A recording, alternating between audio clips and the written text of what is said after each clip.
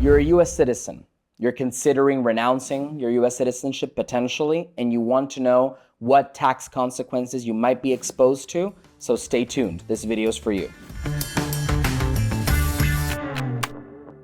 Hello, my name is Javier Correa, and I'm a Research and Development Associate here at Nomad Capitalist, and today I want to talk about renouncing US citizenship and the tax consequences you might potentially be exposed to. Now, before we talk about the potential tax consequences for US renunciants, I do want to point out and clarify and put this disclaimer out there that I am not in any way recommending or motivating people to renounce US citizenship. That is something that is completely personal. That is something that you have to assess on an individual level to see whether or not you feel comfortable renouncing US citizenship and to see whether or not you feel comfortable with the consequences both on a tax level, on an immigration level, and also on a, I would say, personal moral level. You do have to understand that renouncing comes with its consequences, not only on the tax side, but there are broader things to consider. And it is also important to not make the decision based solely on the tax benefits or the tax consequences overall that might come with the renunciation. So with that out of the way, let's start talking about what it means to renounce US citizenship, why certain Americans choose to renounce US citizenship, and what might be the potential benefits, but also the potential downsides of renouncing US citizenship from a tax perspective. The first thing I would like to mention regarding this is that obviously, if you follow this channel, then you know that the United States is essentially the only major country that has full-on citizenship-based taxation. Now, you may have heard that France wants to potentially do something similar. You may have heard that Mexico chases some of its citizens around, but it's never the same thing. So certain countries might have certain rules where if a citizen doesn't leave properly, they might consider them, by default a tax resident, or if he is tax resident of nowhere, the country might come in and claim certain type of income, or they might make it very difficult to leave. But at the end of the day, at a more difficult or at an easier level, everyone else other than Americans can essentially leave their country. They can exit their tax system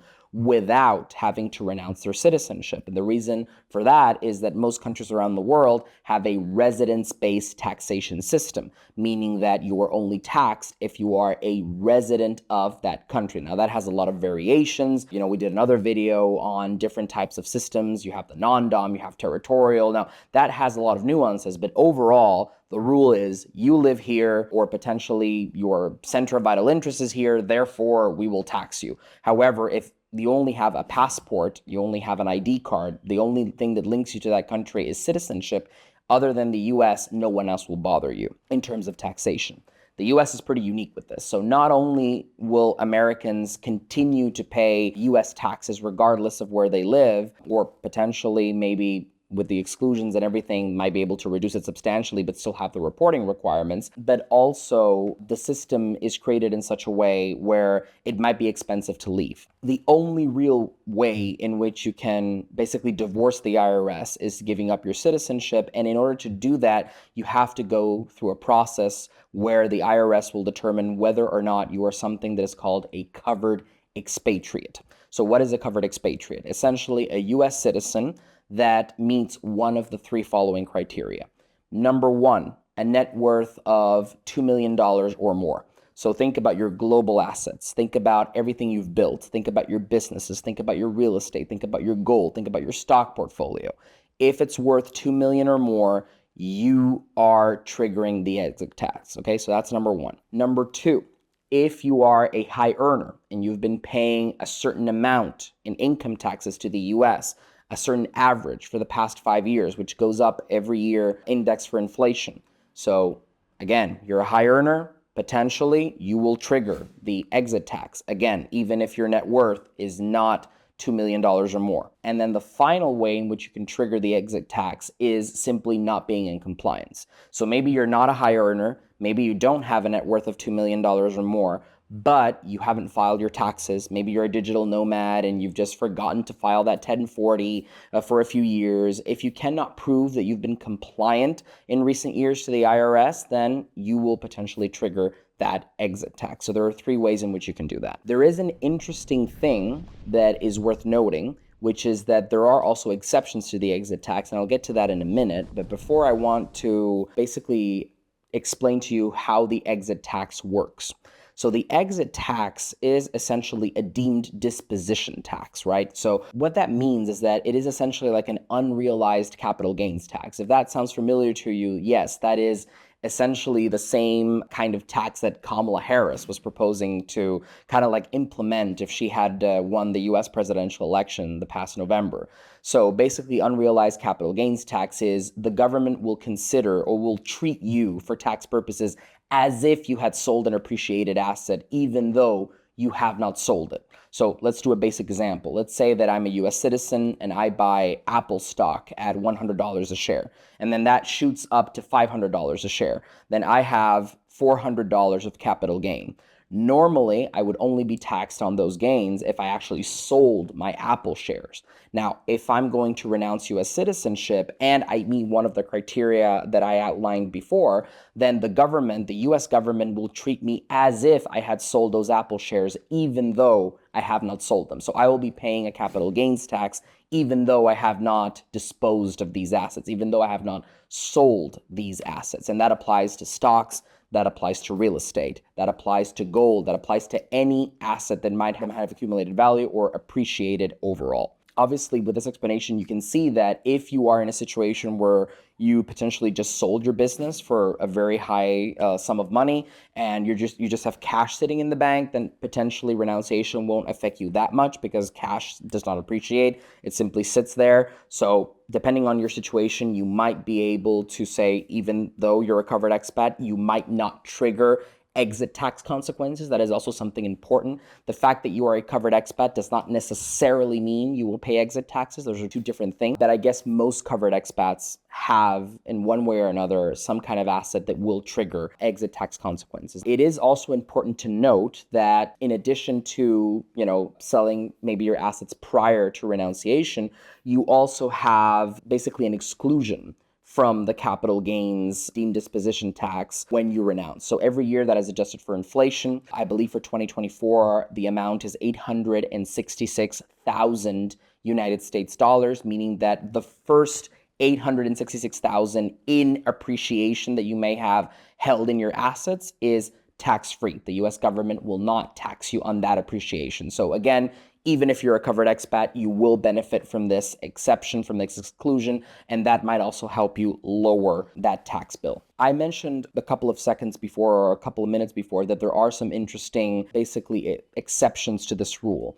And I do want to mention one in particular that is very interesting, which is the dual citizen exception. So if you are an American and you happen to have a parent that was, for example, from another country, and at the moment of birth, you are a citizen of the US, but also a citizen of another country, and you have not been a resident of the US for the past 10 years, and you're in compliance and you meet certain requirements, then potentially you might avoid the US exit tax even if you have massive gains in massive assets like a multi-million-dollar business. Now, again, this only applies to a limited number of circumstances. I guess the best case study for this is you were born in the US, your parents were, for example, Swiss, and obviously you got US citizenship by virtue of being born in the US, but you were also Swiss because your parents are Swiss, and then they took you back to Switzerland and you've lived all your life in Switzerland, you've never lived in the US. I guess that's the most clear-cut, best example of this exception. If that is the case, and you are living in Switzerland and you meet all the criteria I mentioned before,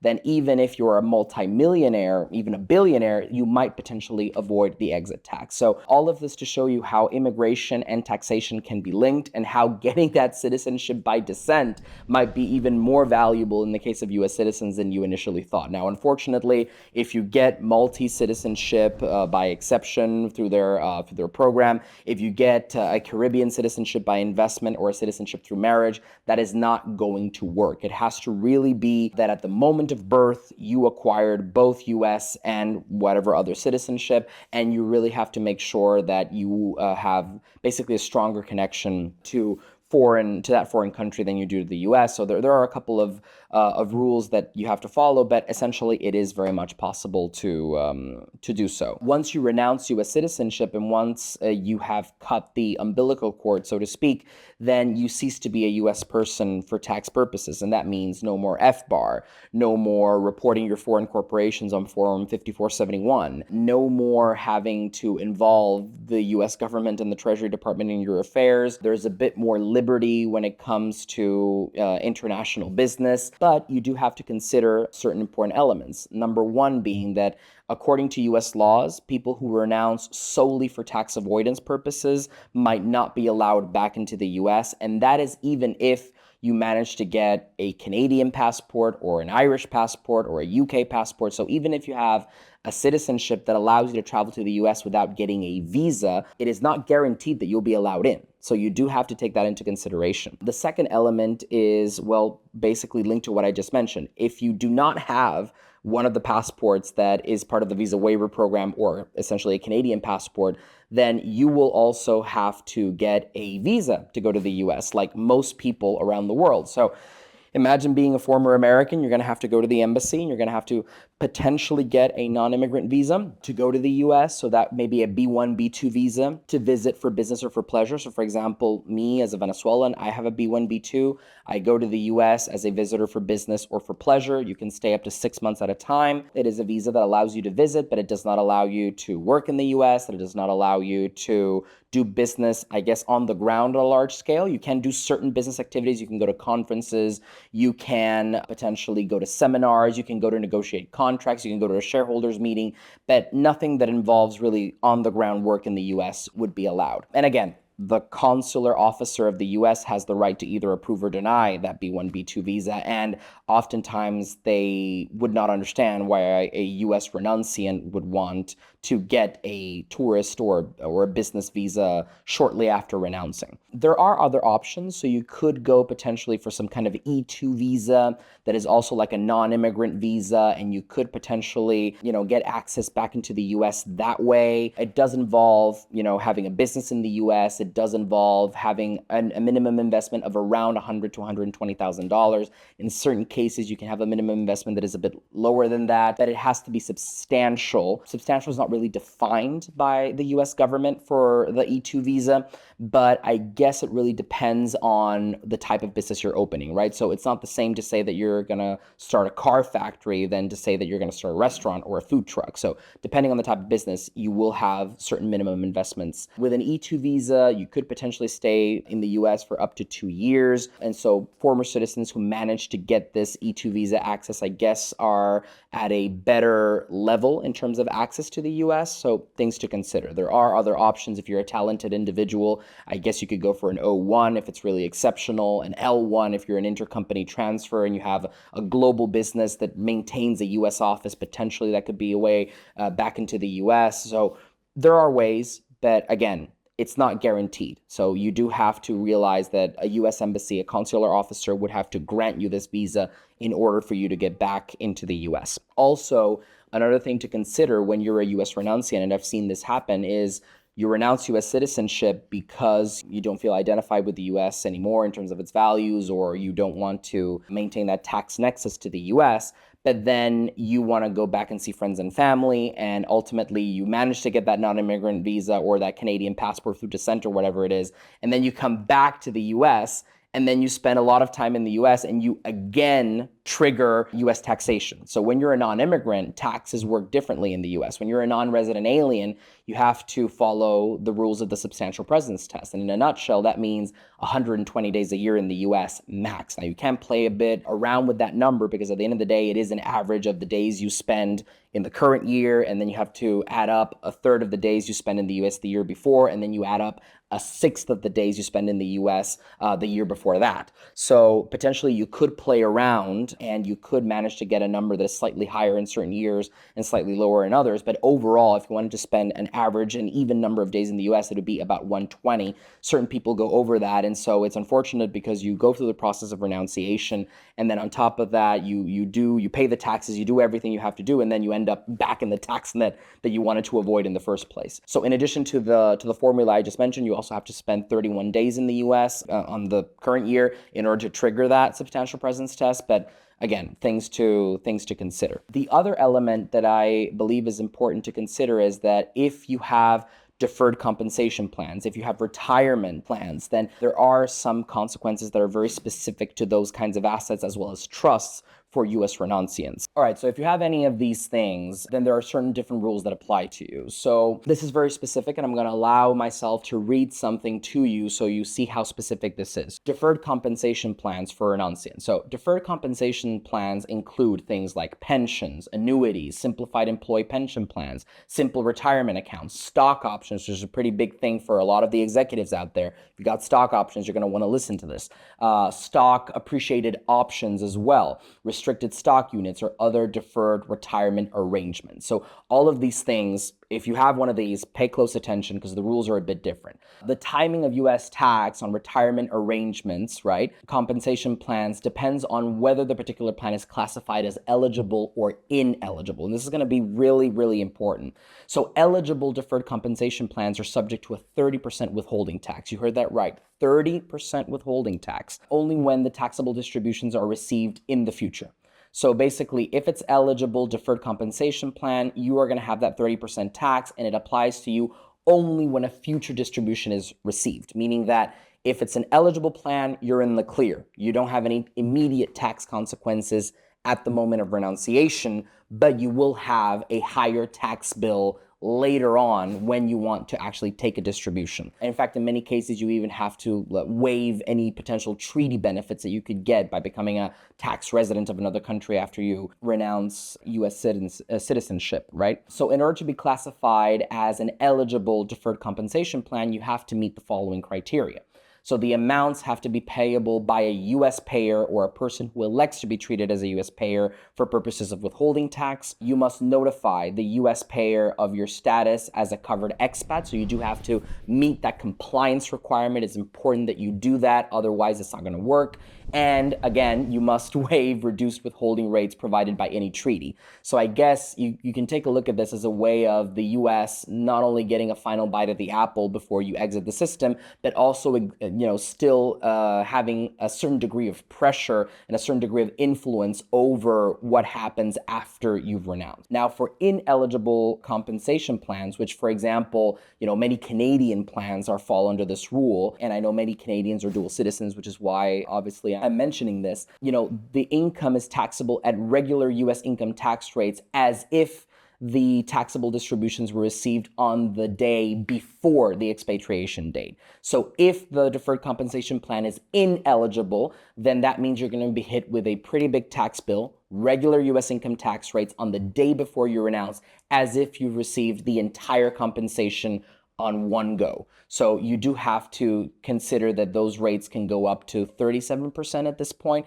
We'll wait and see if Donald Trump introduces any changes to the personal individual income tax rates in the US. But as of now, it's something important that you might consider. In addition to that, there are some specific tax deferred accounts. So for example, tax deferred accounts include US individual retirement plans. So that's your IRA, US qualified tuition plans, US education savings accounts, if you have any of those, US health savings accounts, US medical savings accounts, other similar arrangements. Anything like that is included here. And so these accounts are taxable immediately at US regular income tax rates as if the entire interest in the account is received as a distribution on the day before expatriation. So if you have any of the elements that I've mentioned right now and that I listed a few seconds ago, then again, you will essentially be hit with a US tax bill at regular income tax rates. Now, there are other areas where it might be a bit gray. Like, for example, we had one of our viewers ask about, well, potentially if you have gambling winnings and you take installment payments, well, that is not explicitly stated in the statutes. I haven't found any court cases as of now that basically address the issue, but that is something that we could look into.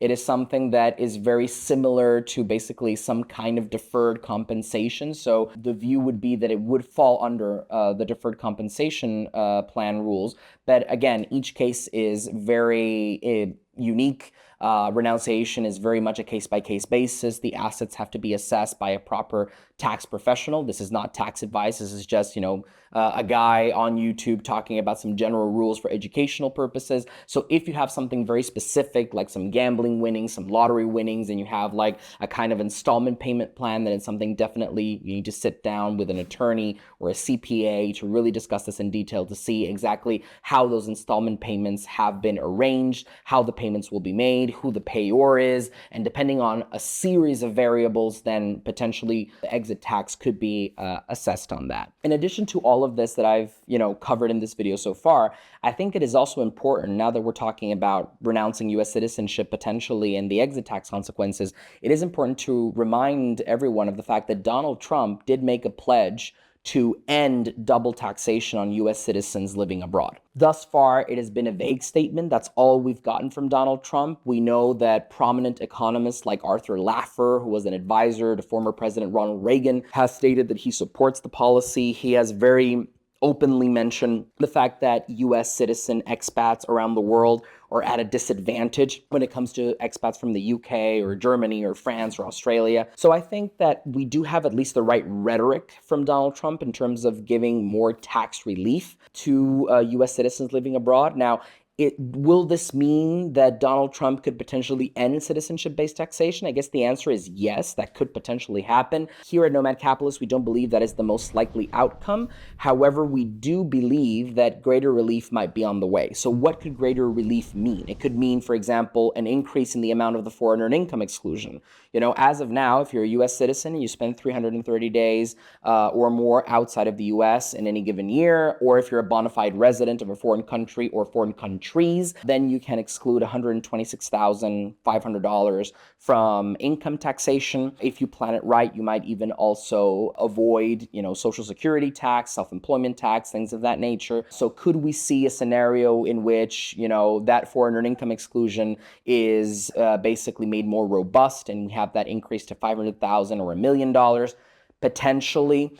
Could we see a scenario in which maybe certain professionals, maybe high-level professionals like doctors, accountants, lawyers, architects, engineers, maybe they get a higher foreign earned income exclusion given the nature of their work? That could also potentially be a scenario. Another element that could come into play here is the fact that as of now, U.S. citizens cannot shield themselves from U.S. taxation by using treaties because the U.S. has very intelligently included savings clauses in basically all of its treaties, stating that the U.S. reserves the right to tax U.S. citizens as if the treaty did not exist. So that is why, for example, if you're a U.S. citizen and you live in Switzerland, you can't just claim treaty benefits and say, well, I'm a resident of Switzerland, therefore you cannot tax me, which is what happens with Canadians or French citizens or anyone who's basically not U.S. who could potentially, even if their country introduces some kind of citizenship-based rule, could use the treaties to shield themselves, right? So could we see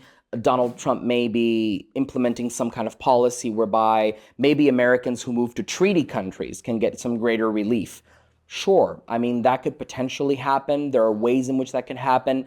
There are ways where it would need to go through Congress. There are certain scholars who believe that maybe Donald Trump could simply direct the Treasury Department to not enforce these clauses, and therefore, the IRS would not enforce these clauses. So there are multiple things that could happen. As of now, we have not received any details from President-elect Trump. We do not know if this is going to come to fruition, if this is actually going to happen, but we do know the intent is there, and we do know that we have a Republican administration in the White House with Trump. We do know that we have a Republican-controlled Senate, and we do know that we have a Republican-controlled House of Representatives. So could we potentially see this? I think more likely than not, greater relief will come to U.S. citizens abroad. Will it be to the same extent as, Canadians living abroad that can simply cut the umbilical cord if they, do the right departure procedures in Canada and pay all the taxes before they leave and do everything correctly? Maybe not. But I do think the 4 years that are coming will be interesting to see whether or not renunciation makes sense for you. I think that is very important. Does it make sense for you? I think it could make sense for certain people. I think it is a very risky move in many ways. So before you make a decision, make sure that you talk to the right professionals, make sure that you assess everything, and that you take into consideration that there might be some greater tax relief coming your way before you make such a big move. So if these topics interest you, if you want to learn more about exit taxes, if you want to follow breaking news from Donald Trump and the Republican-controlled Congress as tax reforms hopefully come to the U.S. and make the U.S. more competitive, both domestically and internationally, then be sure to subscribe to this YouTube channel, follow us on Instagram, and I'll see you in the next video. Thank you.